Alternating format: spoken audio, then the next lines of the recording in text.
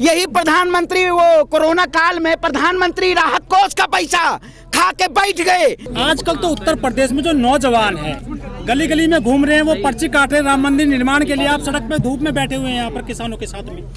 अरे गली गली में शोर है, आप जो कह रहे हैं गली गली में शोर है, भाजपा वाले चोर हैं। चंदा के नाम पे ये घोर वो कर रहे हैं। आपके घर पहुंच कर जो भगवान है, इंसान मानते हैं ना भगवान को। अरे ये पार्टी तुष्टीकरण करके आप समझिए, ये हिंदू मुस्लिम को आप हमारे घर पे चंदा हनुमान गढ़ी जाते हैं, राम मंदिर जाते हैं। अरे हम भाजपा वालों को चंदा क्यों दे?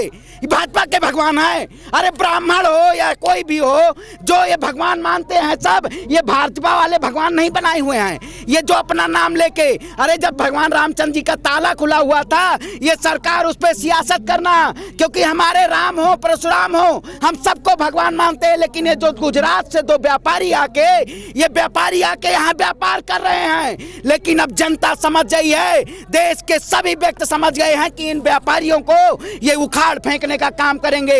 ये भ्रमित ना करें, ये तुष्टीकरण इनका अंजाम अब खत्म हो रहा है। क्योंकि कहीं भी आप देख लीजिए, इनके नेता हो या मंत्री हो, इनके आपस में ही फूट पड़ रही है। इन्हीं के खिलाफ आप देखिए, अभी जो गुरदासपुर में 2.5 किलो का हाथ लेके 2.5 सीट नहीं ला पाए, इनके बड़े बड़े नेता और मंत्री उन्हीं के खिलाफ आवाज उठा रहे हैं कि गुरदासपुर में अपने घर में आप 1 सीट नहीं जिता पाए, आप कैसे सत्ता में रह सकते हैं?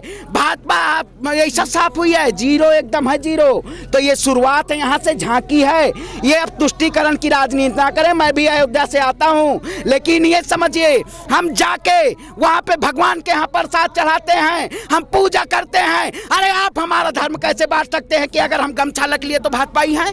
ये खरीद लिया है क्या आपने? जय श्री राम को भावनाओं पे राजनीति कर रही है, लेकिन अब भावनाओं पे राजनीति। अरे हम तो ब्राह्मण है, जिए भी खाते हैं, मरे भी खाते हैं। जाकी रही भावना जैसी, प्रभु मूरत देखी तिन तैसी।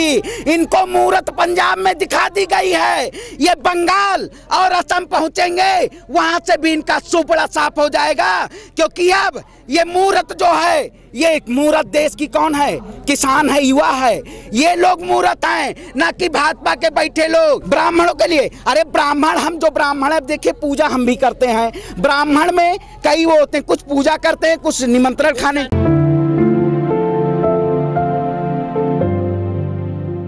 देखिए ये सरकार जो वहाँ बैठे हैं, ये पिंडदान अपना कर रहे हैं। ये मौत आप समझिए, एक सरकार थी मौजूदा में, वो यहाँ पे अपने हाथी बना दिया था।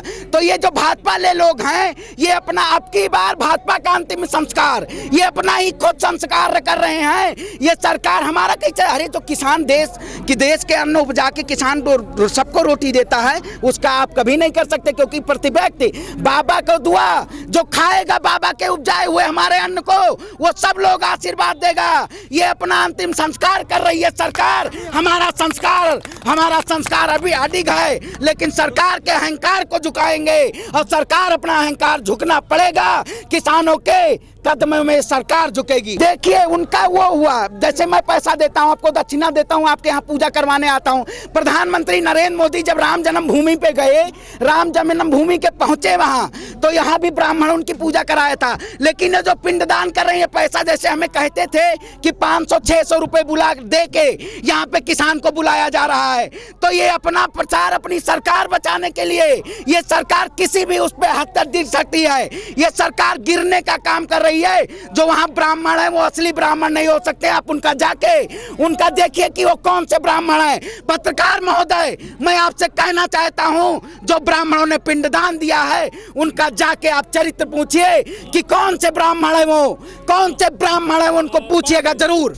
देखिए जिस व्यक्ति का जो चाय की पार्टी थी, चाय के नेता चाय से शुरुआत किए थे, लेकिन कुकीन पे आके खत्म हो गए। उन्हीं के नेता, अब रिंकू शर्मा, बंगाल में चुनाव है, जो ये पहले दिन से करती आ रही। जब दिल्ली में चुनाव था तब सीए एनआरसी का बंदों को भेज के दंगा कराई। ये सरकार साजिश कर रही है, ये दंगा करवाने की साजिश कर रही थी कि अगर कोई भी व्यक्ति, आप समझिए यही व्यक्ति हमें आंदोलन में, जब मियां खलीफा का ट्वीट आया था, यही कपिल मिश्रा इतना। आप सवाल से क्यों भाग रहे हो? नहीं, सवाल से, हाँ सवाल ये है, हाँ, अगर रिंकू शर्मा के लिए 1 करोड़ रुपए इकट्ठे हो सकते हैं, मांग हो सकती है यहाँ पर, तो अगर यूपी में किसी दलित बेटी या दलित के साथ होता, उसके लिए क्यों नहीं करते आप लोग मांग उठाते? अरे मांग कैसे नहीं, आप हाथरस की बात करिए।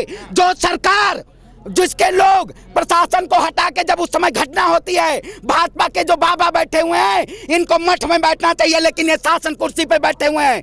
ये सरकार आप समझिए रात में रेप पीड़िता का लाश जला दी जाती है। ये सरकार जो कहती है एक स्लोगन देती है कि बेटी बचाओ बेटी पढ़ाओ, लेकिन ये सरकार बेटी को डराओ और बेटी को सताओ का काम कर रही है, क्योंकि ये आदमी के लाश पे, ये लाश जीवी लोग हैं उस पे राजनीति करते हैं। हमारी आवाज तो हाथरस पे भी उठी थी।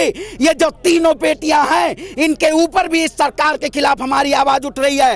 ये सरकार ये समझ रही है, अपने अहंकार में बैठी हुई है कि मैं पूर्ण बहुमत में मैं कुछ भी कर सकती हूँ, लेकिन अब की देखिएगा 2022 में इसी सरकार को उखाड़ के फेंकेगा, वो चाहे हिंदू हो मुस्लिम हो, और बाबा को मंच में बैठ के फिर घंटा बजाना पड़ेगा।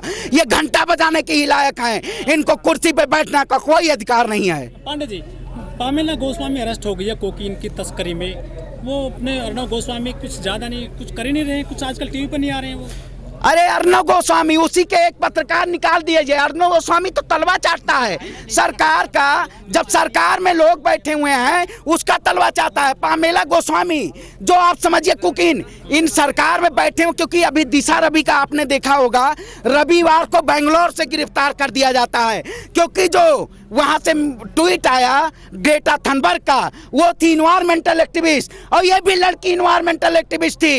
इसको जेल में डाल दिया गया। तब आप स्ट्रीम मीडिया देख रहे होंगे कि ऐसे दिखा रही थी। यही तो सवाल आता ना, दिशा रवि के लिए आप लोग आवाज उठा रहे हैं, लेकिन पंजाब में नवनीत कौर जो है वो पड़ी है, वो दलित लड़की है जो आवाज उठाती है किसानों की मजदूरों की, उसके लिए किसी ने आवाज नहीं उठाई, वो जेल में पड़ी है। जेल में 26 जनों। दोहरा रवैया क्यों आप लोगों का? हमारा दोहरा रवैया कैसे है? अरे सरकार दोहरा रवैया पत्रकार महोदय अपना रही, हमारा दोहरा रवैया कैसा है? सर एक लोग की आवाज क्यों उठाते? नहीं, हम नवदीप कौर की आवाज जब 26 जनवरी के बाद उनको हमारे 200 से ज्यादा किसान को जेल में भर दिया गया है, इस सरकार ने भर दिया है। ये सरकार ये कहती है कि जो अगर आप भी भर दिए जाएंगे, आप मनदीप पुनिया की बात देखे होंगे, मनदीप दुनिया आवाज उठाते हैं, स्वतंत्र पत्रकार हैं, इनको भी जेल में भर दिया जाता है। अरे आप देश के अगर सोशल एक्टिविस्ट हैं आपको जेल में भर दिया जाएगा, अगर आप इन्वायरमेंटल एक्टिविस्ट हैं आप जेल में भर दिया जाएगा। ये भाजपा सिर्फ और सिर्फ ये कहती थी हम राष्ट्रवाद है, लेकिन सबसे बड़ी देशद्रोही पार्टी ये मौजूदा भाजपा सरकार है।